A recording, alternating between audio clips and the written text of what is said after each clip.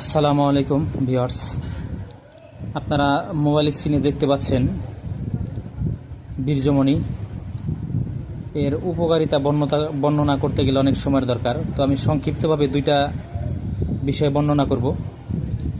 গ্যাস্ট্রিকের জন্য বীর্যমণি মহা ঔষধ।